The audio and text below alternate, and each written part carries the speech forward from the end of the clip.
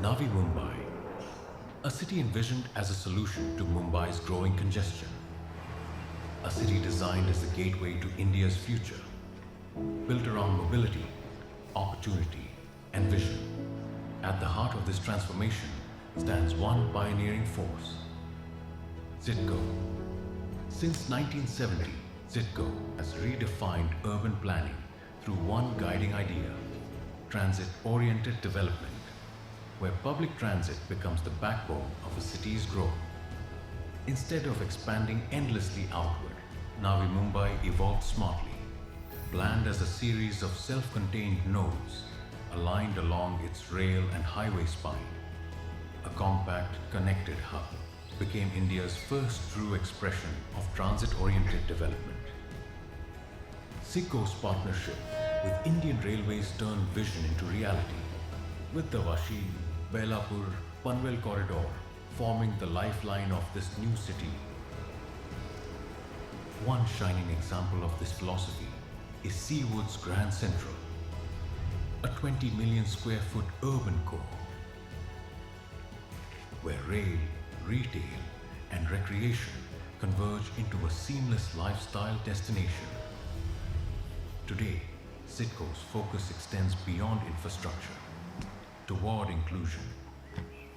Through Pradhan Mantri Awas Yojana, over 67,000 affordable homes are being built across 20 transit-link sites.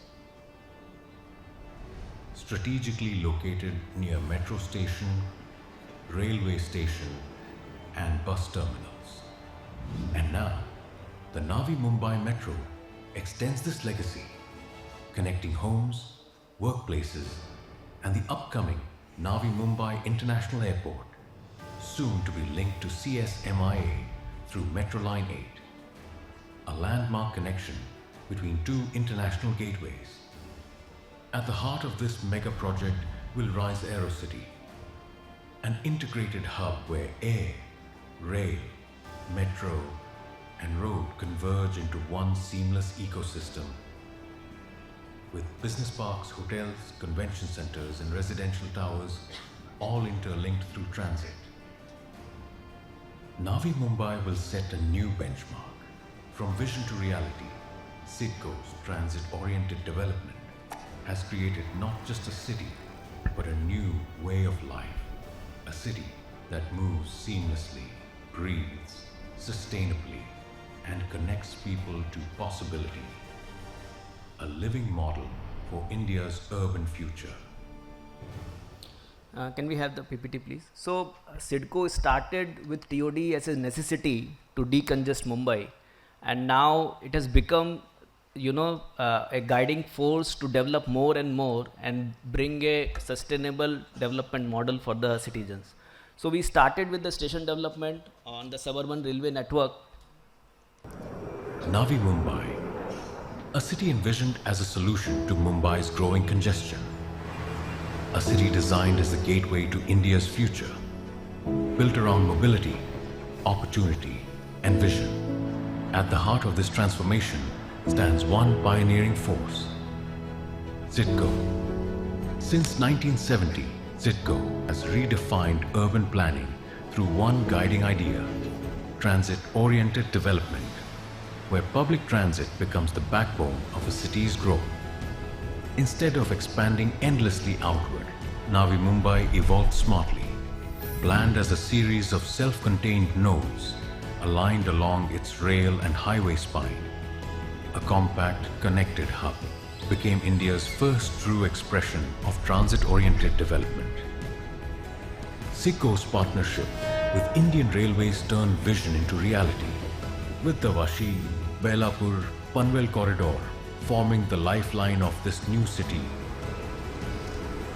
One shining example of this philosophy is Seawood's Grand Central, a 20 million square foot urban core, where rail, retail, and recreation converge into a seamless lifestyle destination. Today, CIDCO's focus extends beyond infrastructure toward inclusion. Through Pradhan Mantri Awas Yojana, over 67,000 affordable homes are being built across 20 transit link sites. Strategically located near metro station, railway station, and bus terminals. And now, the Navi Mumbai Metro extends this legacy, connecting homes, workplaces, and the upcoming Navi Mumbai International Airport, soon to be linked to CSMIA through Metro Line 8, a landmark connection between two international gateways. At the heart of this mega project will rise AeroCity, an integrated hub where air, rail, metro, and road converge into one seamless ecosystem, with business parks, hotels, convention centers, and residential towers all interlinked through transit. Navi Mumbai will set a new benchmark. From vision to reality, CIDCO's transit-oriented development has created not just a city, but a new way of life. A city that moves seamlessly, breathes sustainably, and connects people to possibility. A living model for India's urban future. So we all know that how TOD captures the value and it again gets reinvested in the system. But CIDCO has been working on TOD in a multi-layer strategy. That first we developed the stations in coordination with Central Railway, but we use the airspace available on the railway stations to develop commercial complexes and to use that FSI and airspace more efficiently.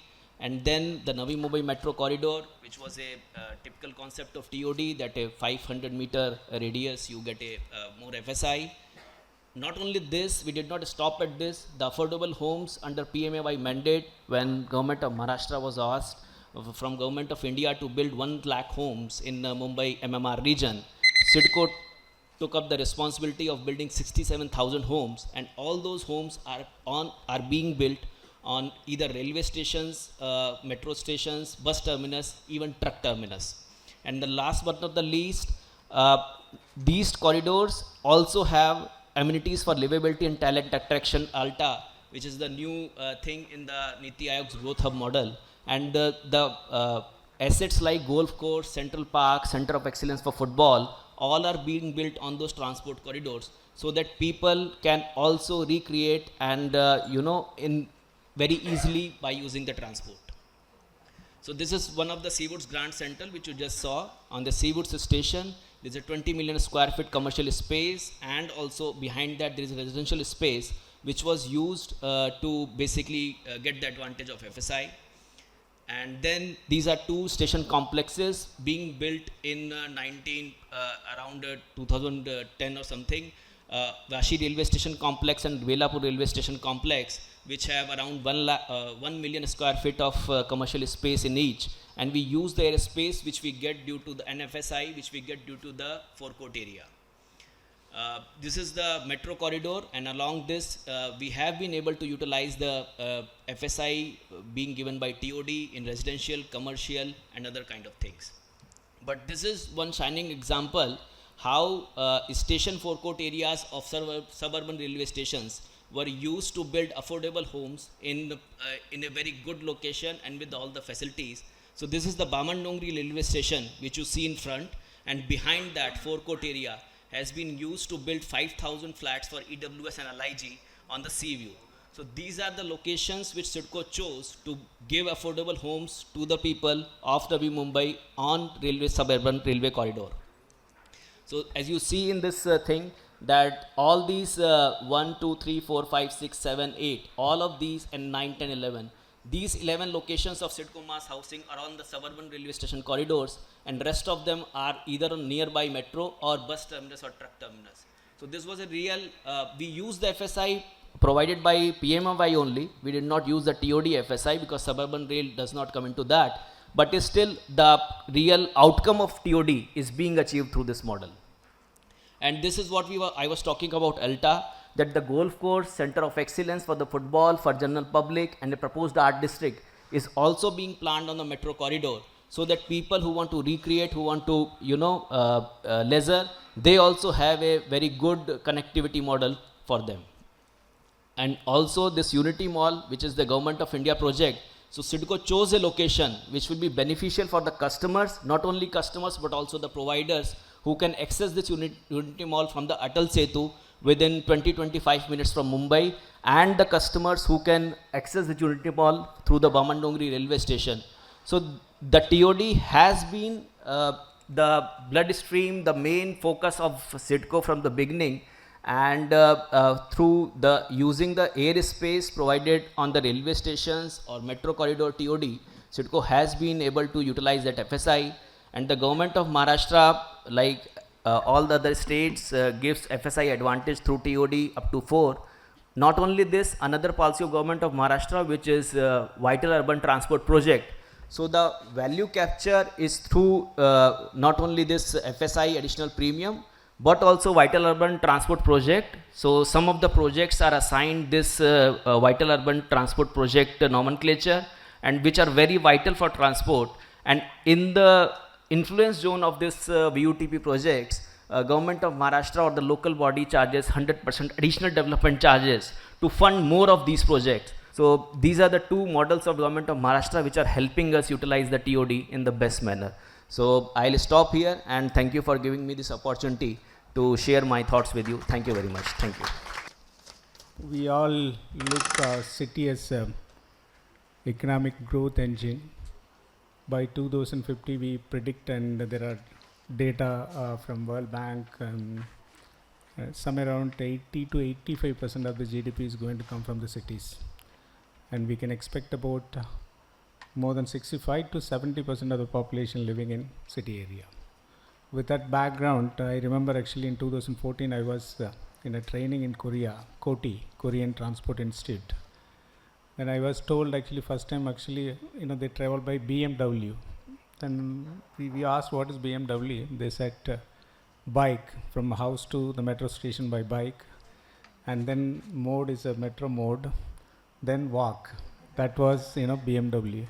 Probably now, going into the concept, looking into the TOD aspects, now we can rephrase it like, WMW, walk, metro walk, okay, something like that.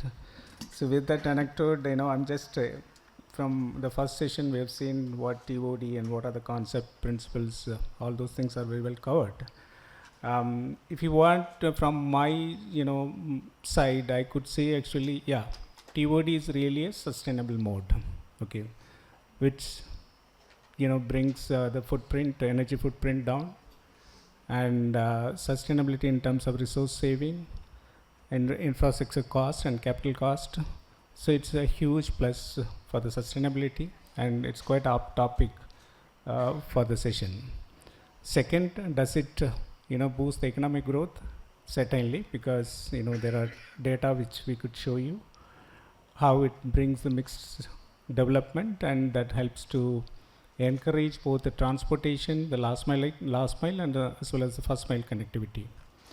Third aspect, yeah, we are, as part of the Paris Convention 2070, we are moving towards the net zero adaptation. So this is one of the mode by which we could achieve it, by bringing down the energy and the pollution as such to reach net zero conditions.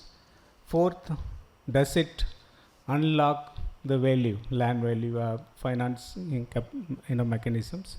We have data to show you that how much it supports the transportation, not in terms of capital but also in terms of operations. Let's quickly go through some of the slides. Ahmedabad, I'm talking about, okay, overall in Gujarat we do extensively look into the transit oriented development as part of the planning, but let me restrict myself only to the Ahmedabad examples. So as I said, in Ahmedabad, the DP, development plan, sanctioned in 2021, but the 2014, this TOD concept was incorporated part of the development plan. Though the in 2007, 8, 9, somewhere around, the BRTS started running in the city. This concept later incorporated into that, but anyhow, it's a part of the urban renewal project also, and it gives you a lot of boost into that, unlocking the land value. So So this is what actually the overall master plan of the Ahmedabad. Next. So this is where actually the transit, oriented development zones. If you look into that orange colors, and then the yellow color and, showing, we have 120 kilometer length of BRTS and about 47 kilometer in metro. These two major MRTS transportation network in the city. So we give about 4 FSI in 200 meter buffer on both the sides of BRTS routes, about 120 kilometer and 47 kilometer in metro routes. So this is a network. You can see the city is size of about 500 square kilometer and roughly having about 77 to 80 lakh population. And we cover about nearly 12 to 15 lakh ridership in all the modes, including the city bus modes and BRTS modes, and as well as metro mode. So this is what overall, the compact city development part of that. Actually, we introduced a transit-oriented zone. This is what the availability all along this. It's literally about 47 square kilometer of development zone is available for high densification and compact city management.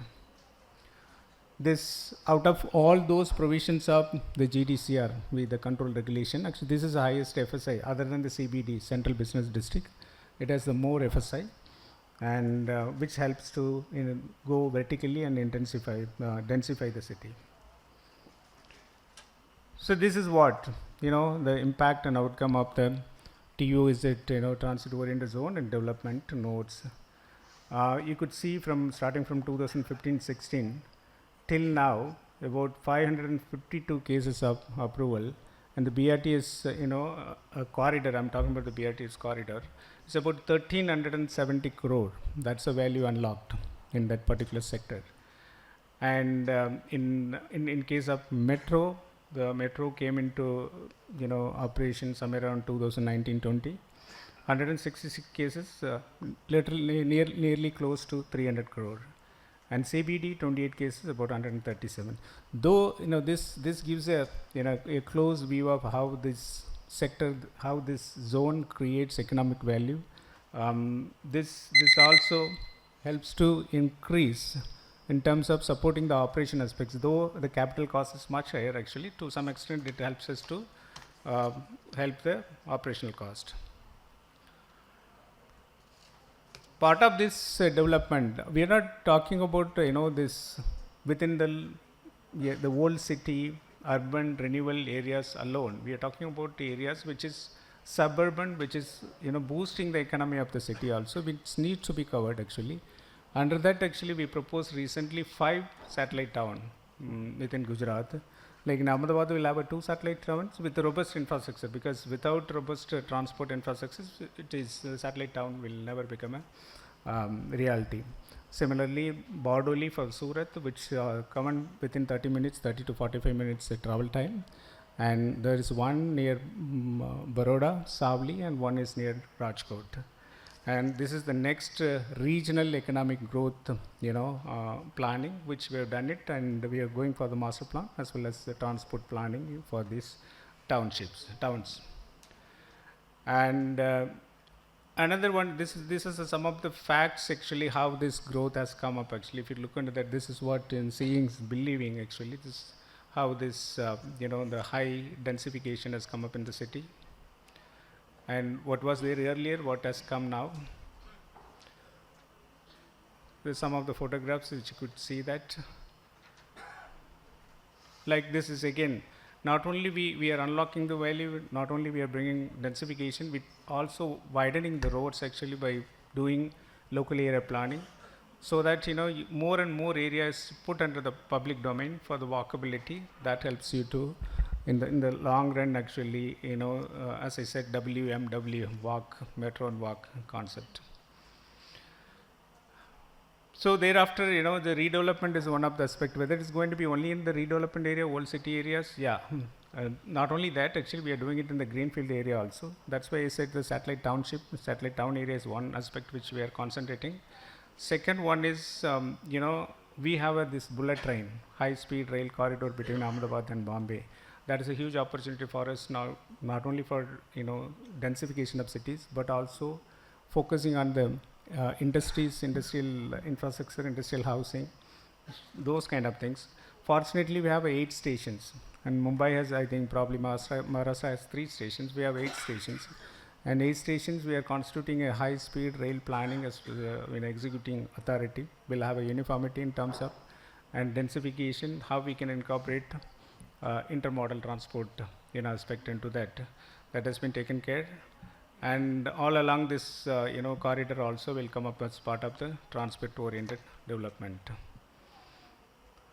So this is what the 8 stations are. 3 stations are completely greenfield, and 5 are actually brownfield stations.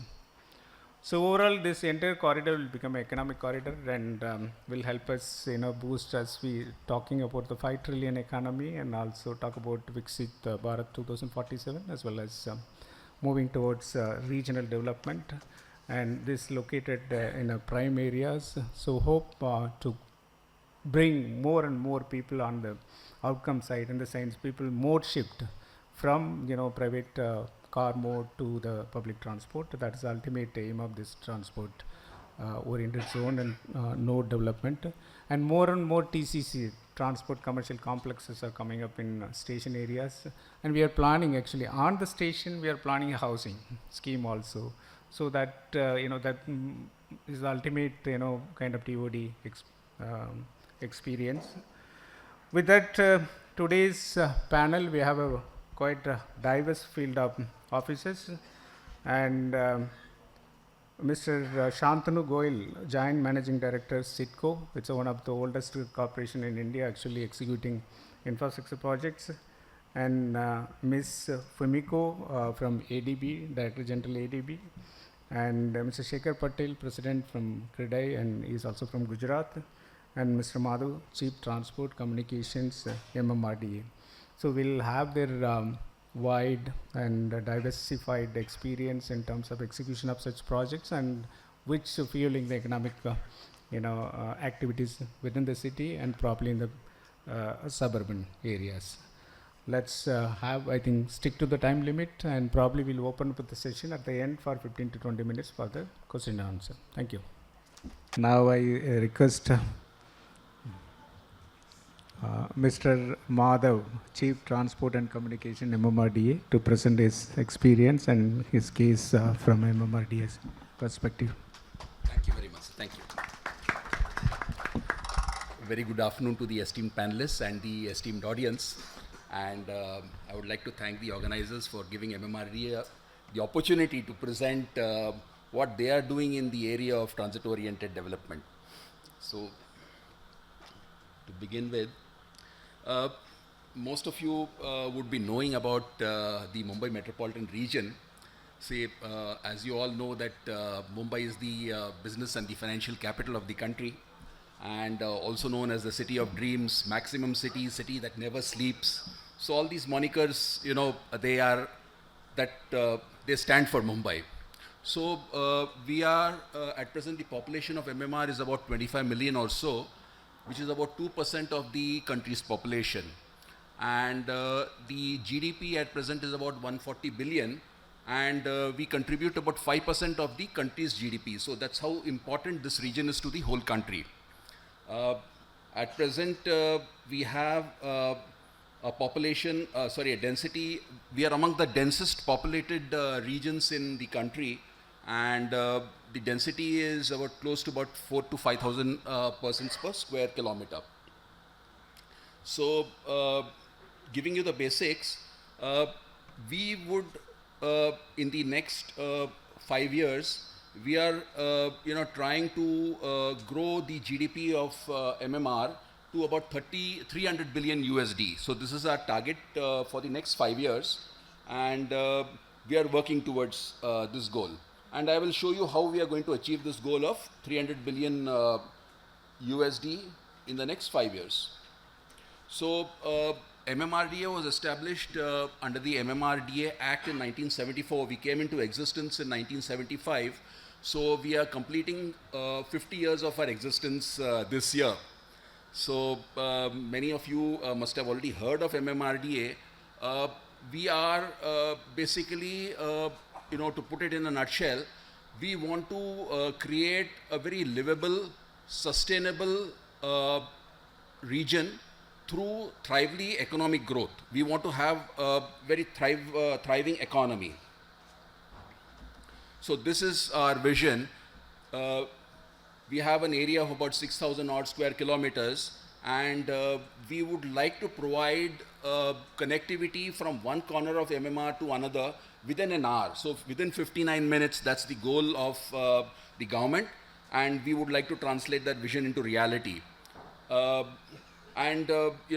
I mentioned, we would like to create a 300 billion economy by 2030. This is in line with the vision of the government of Maharashtra. And to achieve this, there's an investment close to about 180 to 190 billion USD, which will be required in the next 5 years, and an addition about 3 million jobs. At present, we have about 10 to 12 million jobs, so another 3 million needs to be added to create this 300 billion economy.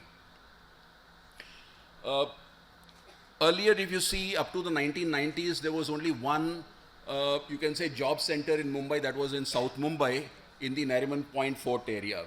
Subsequently, BKC also came up as a financial center, which was, towards the center of Mumbai metropolitan region, you can say. Subsequently, you have, various other development centers also which are proposed, or employment generators, so to say, in various, in the Thane region, you have in Navi Mumbai, you have in along the the arterial road, which is the multimodal corridor which is coming up. You also have at the southern part of Navi Mumbai, that is the JNPT area. So these are various job centers or economic drivers which are coming up, which have to be connected with proper transit and proper road connectivity. So that is what it is shown. So now you can see that the economic growth centers are spread over the region.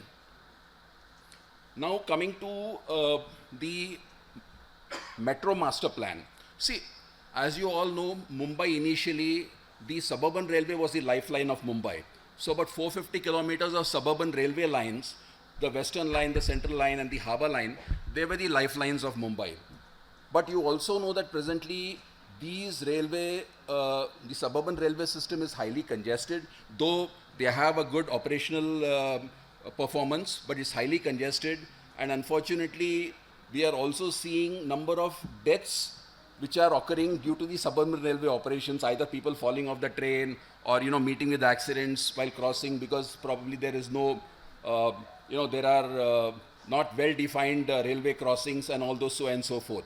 So it was decided by the government that they will go in for a metro transit, which will actually not only, this suburban lines, if you see, they run north-south, which is in along with the topography or the geography of Mumbai.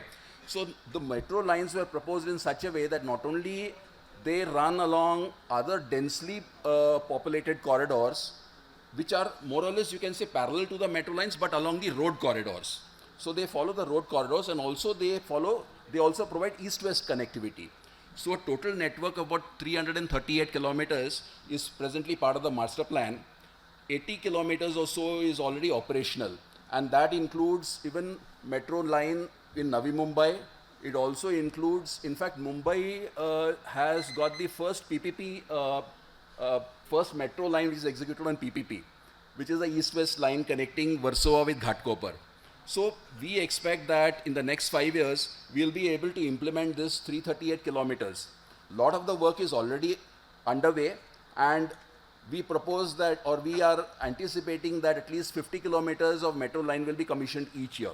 So that is the main plan. So what will happen after commissioning of these metro lines is that all the residences will be within a kilometer of the metro station. So that is something which is aspired by creating this network of metro lines. And by 2030, about 13 million passengers are expected to use these metro lines. Now at present, the ridership of all the metro lines put together is about 1 million. So it will go to about 13 million. So this is expected to take a huge load off the roads. At present, the roads are very congested. The speeds are very minimal. And because of this, a lot of other issues are coming up. So this metro network is expected to reduce the congestion on the roads and make travel very convenient in Mumbai. Now if you see the dots on the TOD master plan, each of these stations are actually can be developed as a TOD. You can have TOD development in the vicinity of the metro stations. A 500-meter radius can be proposed or is proposed. And in fact, there is a policy there is an underground line which is in operation, which is running from RA JVLR, which is in the suburbs, to Kulaba, a 33-kilometer line, and they have got a TOD policy which has been mandated by the government. So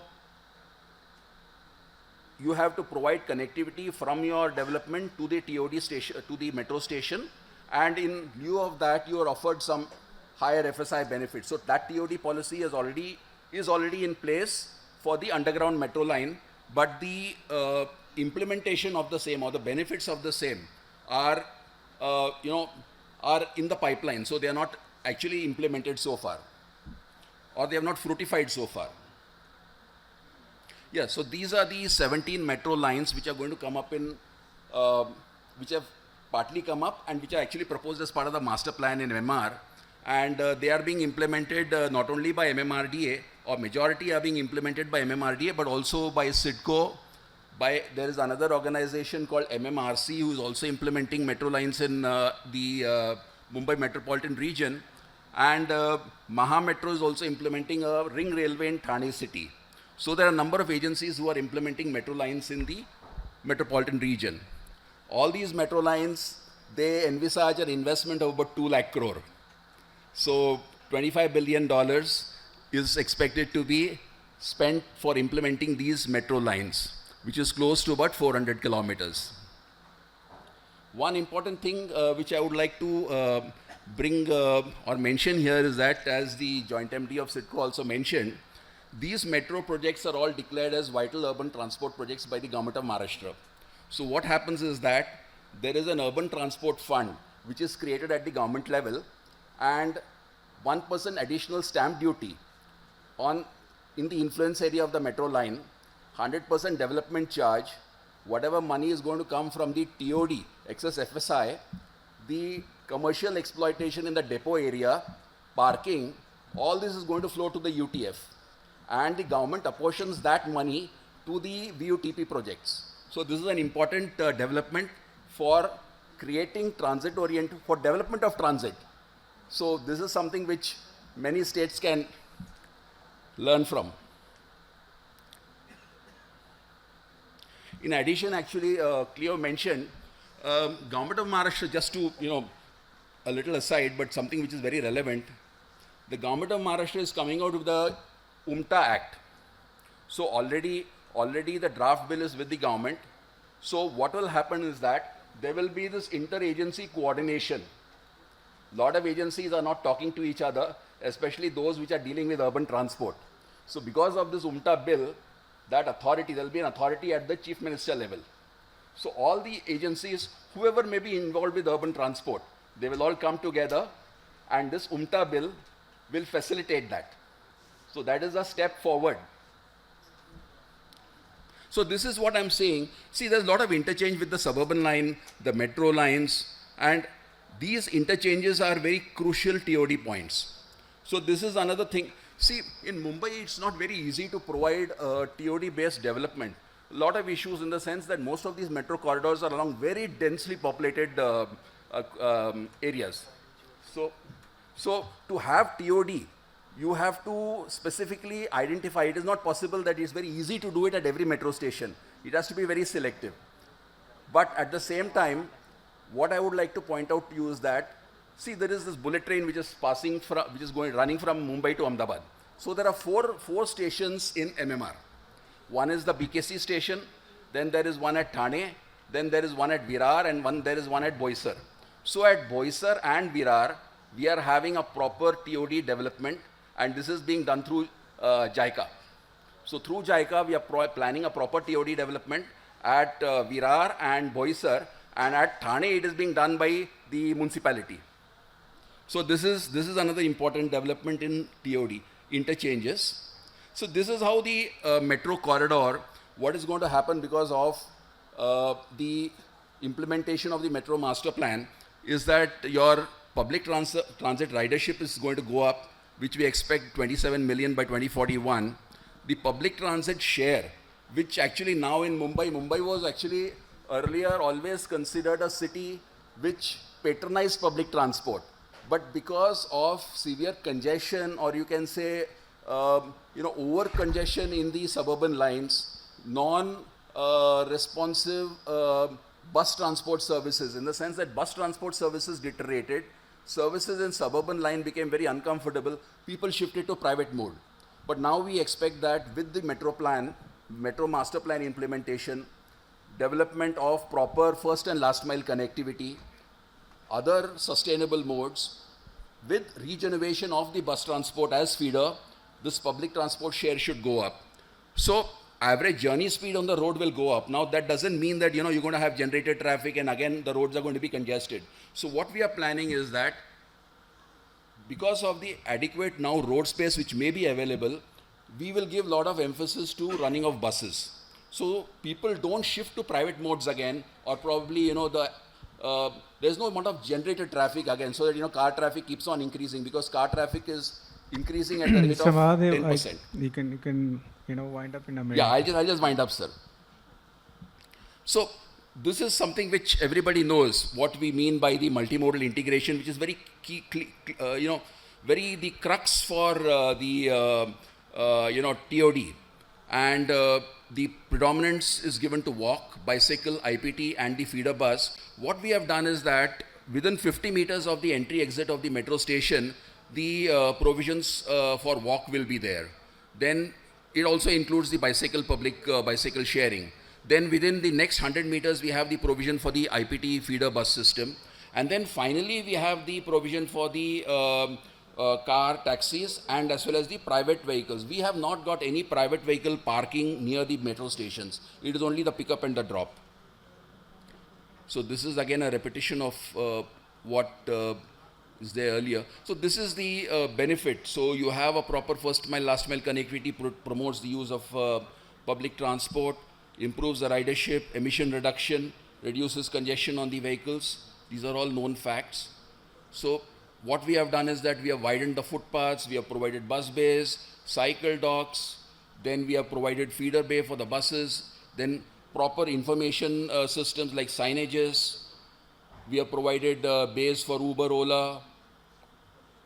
So this is what I was talking to you about. Within 50 meters, we have the non-motorized transport, preference for non-motorized transport. Then within the next 100 meters for public transportation, and then intermediate public transportation, and then the last for the private transport. So this is what we need. What we are planning is that after the implementation of the metro master plan and other initiatives for sustainable transport, the walk percentage will increase, your bus share will increase, and probably some percentage of cycling also we may see.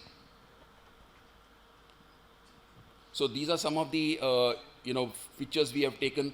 In fact, at the 2023 UMI conference organized by MAHUA, the multimodal integration plan for Metro Line 2A and 7, it won an award, Best Multimodal Integration. So that is something which I'm happy to share with the audience.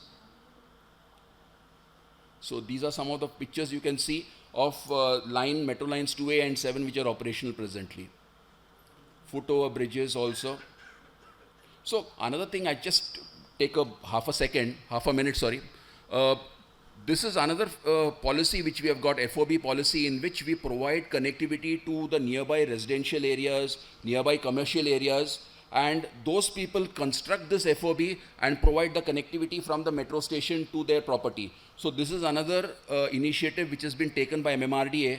We have this foot-over bridge policy, and many people have taken advantage of it, and it is very it has proven to be very beneficial, win-win for both the government as well as for the private parties.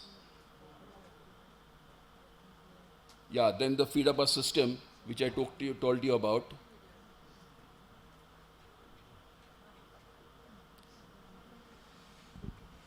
Yeah, and this is another system which we are now coming up in the BKC, the ARTS system, that is Automated Rapid Transit System. So basically what we found was that, it was very difficult for people to be served only by the IPT modes. So this is another system which we are planning, which will not only link the suburban metro stations, but also the suburban railway stations, but also the metro stations with the entire BKC. So this is planned to be operationalized within the next 2 to 3 years. Yeah, we also have this Mumbai One app. I think it was already spoken to you about. So this integrates all the public transport modes. It could be bus transportation, metro, monorail, and as well as the suburban railway system. So we have this Mumbai One app which has gone live recently, and it was dedicated to the users by the Honorable Prime Minister last month. So these are some of the known benefits of TOD. The improvement in the first mile, last mile connectivity is key to improving metro ridership. Then reduce private vehicle usage, less traffic congestion, integrating metro stations to commercial mixed use development through FOBs, vestibule, etc. Boost land value. Multimodal integration promotes walk, non-motorized transport. So health benefits are there. Savings in travel costs. So this is basically, what we are aiming in the next 5 years to create a $300 billion economy. This has been already covered, actually. You can just... Yeah. So thank you so much. So thank you for patiently listening. Thank you so much. Call upon Mr. Shekhar Patel, and he is a real practitioner. He is chairman of CREDAI India, so he can give us overall perspective from the developer point of view. Thank you. Thank you, sir. Thank you, ladies and gentlemen. Good afternoon. My presentation is not so much of technical and high-tech. It's a basic presentation. Every Indian dreams of home with 3 basic things. Good government, public infrastructure like road, power, water, sanitation, and strong social amenities like school, hospital, retail, worship place, and easy and affordable connectivity to workplace. Today these 3 rarely comes together in India. In any city ये तीनों चीज़ एक साथ में मिलना काफ़ी मुश्किल है भारत में. So TOD creates that compact, mixed-use, walkable neighborhoods around the public transport network, enabling affordable living, reduced commute and better quality of life. So TOD is very important for India and future of India.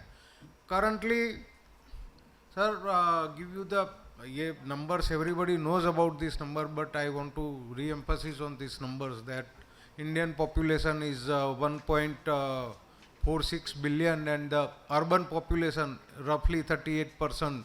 That is 540 million people living in the urban area, and 12 out of that 40 million people, 80 million people still lives in the slums. We have around 120 million pakka homes, that is built homes, and other homes are makeshift homes like slums.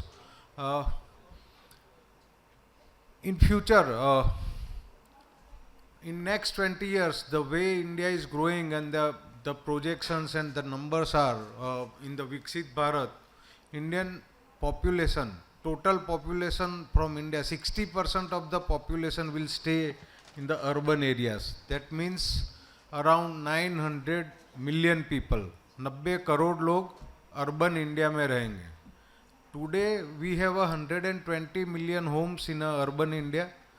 In 20 years we will require another 120 million homes in urban India. So इतने सालों में जितने घर बनाए हैं India ने, उसके double अगले 20 साल में बनाने हैं urban, for urban population only. So for that, TOD based planning is the only scalable way forward. Otherwise, we cannot make these homes and we will mess out of all our cities. Currently, TOD's reality of TOD today, most of the TOD and BRTS, they are basically on the main cities और main city को ही connect करते हैं. But as you talk about in your presentation, we need satellite towns. तो satellite towns का connectivity to the transit oriented zone is very much important. और every city, India में there are 32 capital cities and people want to live around that city. So we can create a 5 or 10 satellite towns around that cities, and all the satellite towns should be connected by the metro train or the BRTS. The highways, the connectivity of highways, that is not the solution. Highway it's not the public transport. It's a the needed shift from the core city to regional. That's I have covered. This is also I have covered. One more thing, current TODs and current BRTS, they are in the center of the city or most of the developed part of the city. The land prices are very high in that area, and because of land prices are already high and government is, as the sir said in his presentation, that 35% to 50% premium on a market rate. The FSI charges is also going to be high because that land price in that area is high.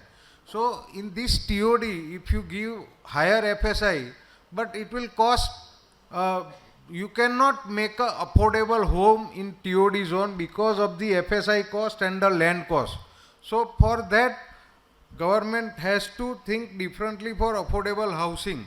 So I have a plan in a mind to share with the sirs for their consideration for affordable housing only, sir.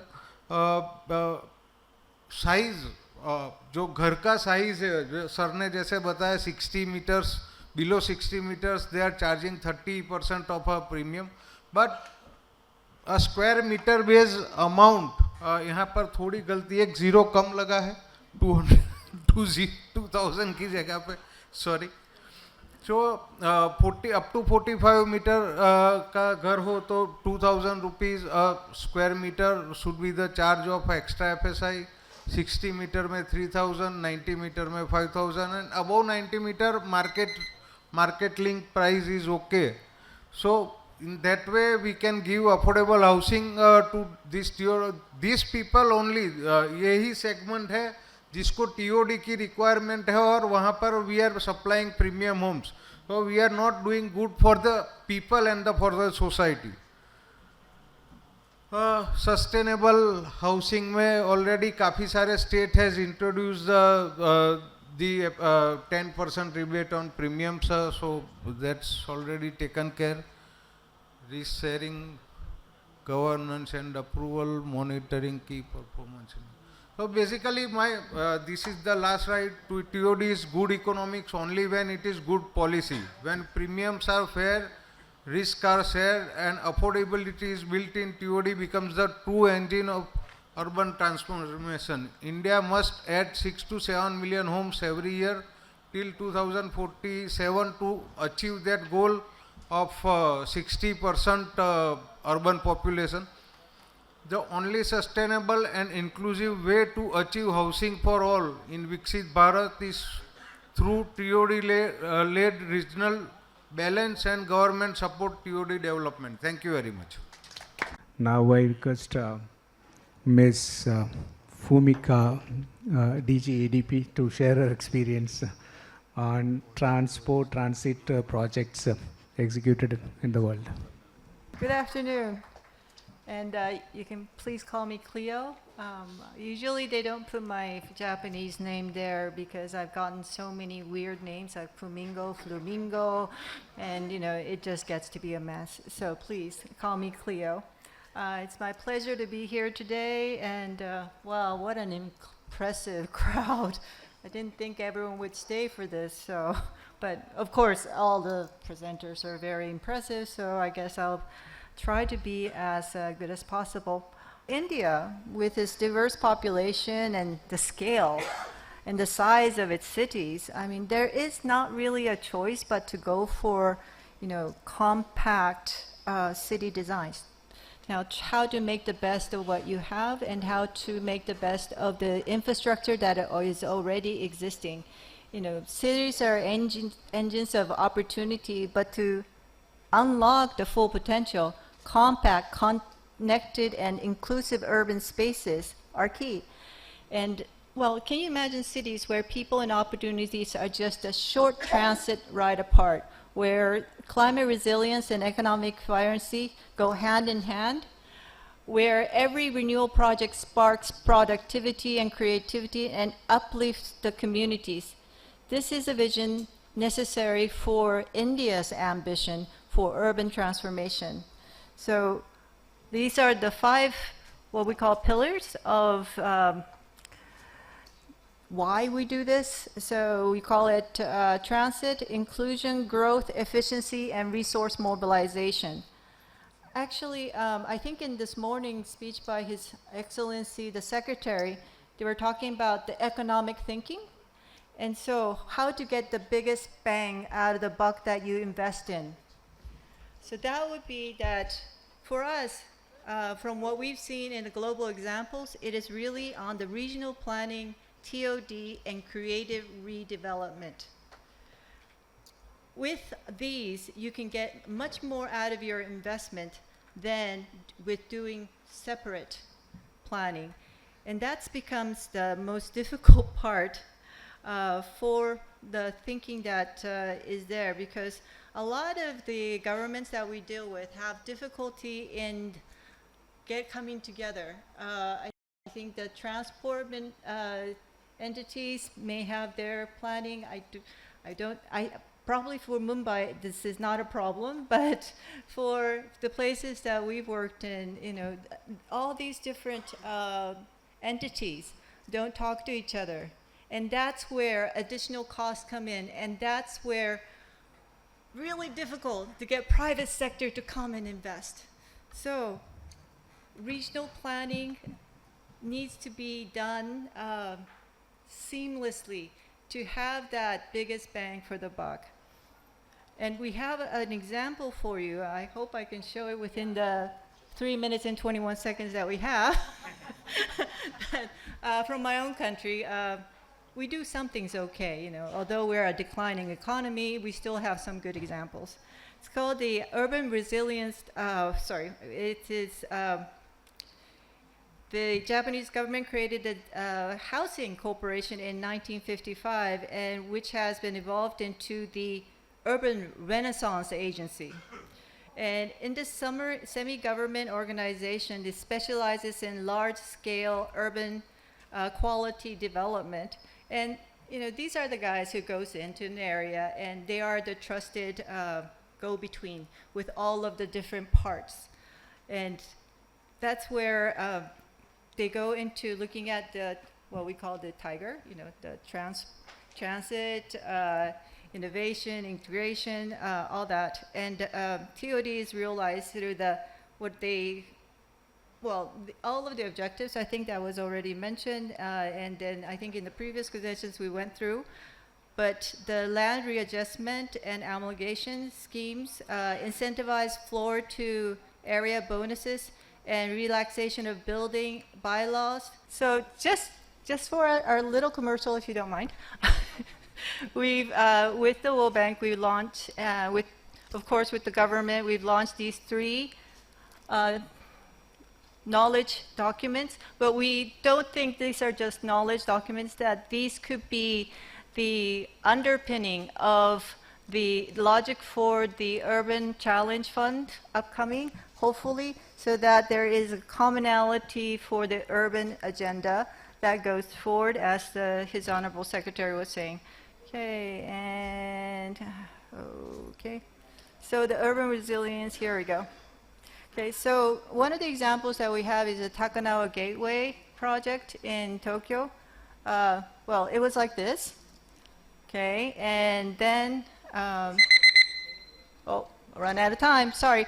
It became, so there was motions taken and promotions taken. I think the most important part of this that you can say is that it brought together all of the education, the offices, and the apartments together so that the value of the land came up. You would not recognize this. When I was little, or not too long ago, but he was saying that you wouldn't want to go to Takanawa to do anything, but now it is one of the most fashionable and most expensive places, and the estimated economic growth impact was $10 billion, okay? So this is what can be done with this regional approach to design, TOD, and creative redevelopment. So we have another example of the Umekita. This is in the Osaka area. They took a different approach. Osaka is, if you look at the rankings of cities, you see that they are one of the cities with the least amount of green. And us humans, I think we need green to be innovative and creative and recharge. So the Osaka government went through and they wanted to make a green space out of this freight operating terminal. So now, in the middle of the city, they have a green space, and the economic growth impact was $5 billion. Again, this is the kind of return that could come from the right kind of development and thinking. So from the learnings from ADB's experience in India and globally, there are so many good examples in India, but I think we can all say that it's a strong policy leadership and that can accelerate the process of transit development growth and the position of TOD beyond just densification. You just don't want to build on top. You know, you have to have that whole mindset of what we talked about in the very beginning about the why you're going to do this, and then the flexible and differential regulations. But flexible, but not so flexible that it becomes unreliable, but with reason, you can have the flexibility to invite more private sector to come in. Regulatory and physical tools, there are subsidies and there are attractiveness that you can come from value creation and strengthening the interagency collaboration. I don't think we can say anything stronger than interagency collaboration. I mean, I like you all to say it together if we could. Interagency collaboration. Okay, this is so key. And this is something that ADB, we can't really do anything about, so we can ask you to do that, but that's something that you really have to do. On the way forward for ADB's commitment, our President Kanda said that we're going to do $10 billion over the next 5 years in urban transformation, which includes metro extensions, RTs, urban infrastructure and services. Right now, we have $2 million on the line for designing bankable projects and strengthening the capacity of state and urban local entities. Then we already have the 3 learning projects. So what we would like to be a part of the team for 2047, the one urban team that was talked about in the inaugural session, and we'd like to drive urban transformation through transit, inclusion, growth, efficiency with revenue generation for thriving people, thriving economy. Thank you.